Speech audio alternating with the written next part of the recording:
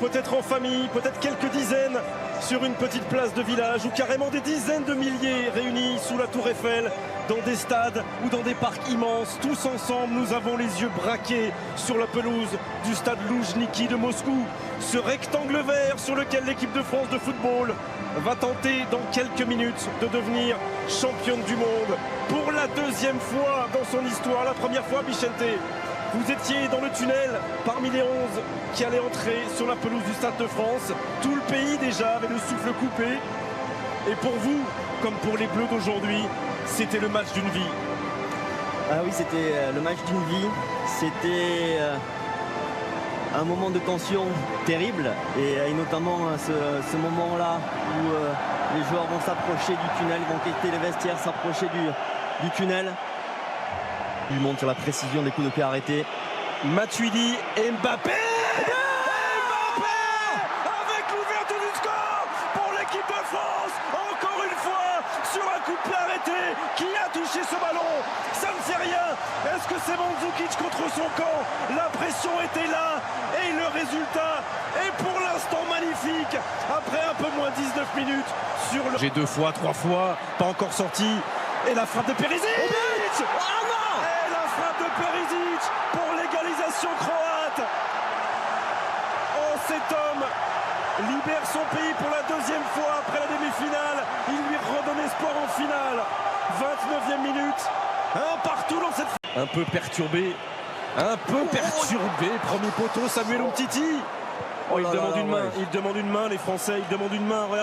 Regardez Blaise Matuidi. A-t-elle eu lieu cette main? En tout cas, si elle a eu lieu, il est possible que l'arbitrage vidéo intervienne dans cette surface de réparation croate. Ce stade Loujniki. 38e minute. 38e minute. Et Antoine Griezmann qui ne laisse aucune chance à Daniel Subasic. Les Bleus mènent 2-1. Et on respire à nouveau. Quelle finale! Quelle finale! Ouais, quel sang-froid aussi de la part d'Antoine Griezmann qui en avait mis 2 déjà avec l'équipe de France, mais là c'est la finale, une pression. Il faut tenir.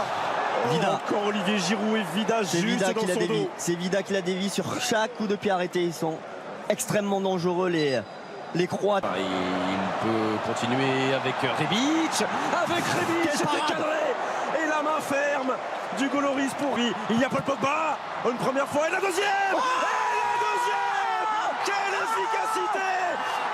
Efficacité, Paul Pogba avec l'accélération de Mbappé, la gestion intelligente de Griezmann et la frappe du pied gauche de la pioche. 3. Bien ça. Voilà, Mbappé face à Vida.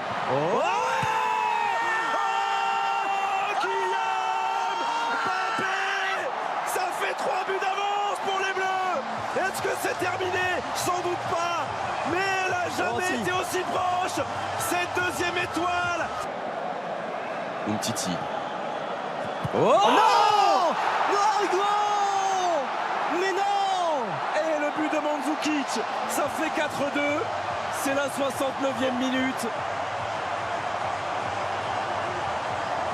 Et c'est une finale. Oh, et la frappe de Rakitic. Elle a été touchée. Non, ce sera finalement une sortie de but indiquée par Monsieur Pitana.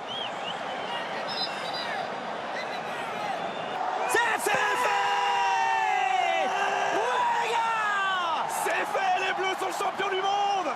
Les Bleus sont champions du monde pour la deuxième fois dans l'histoire du football français. Et Emmanuel Macron peut embrasser la présidente de la Croatie. Ils ont été valeureux, ces Croates. Mais Deschamps est au sommet du ciel. Et les Bleus aussi. Hugo, Benjamin, Raphaël, Samuel, Paul, Antoine, Olivier, Kylian, Golo, Blaise, Lucas, Steve, Alphonse, Presnel, Adil, Djibril. La France est championne du monde de football. La France est championne du monde de football. Bravo messieurs. Bravo messieurs. Champion du monde. 2e étoile.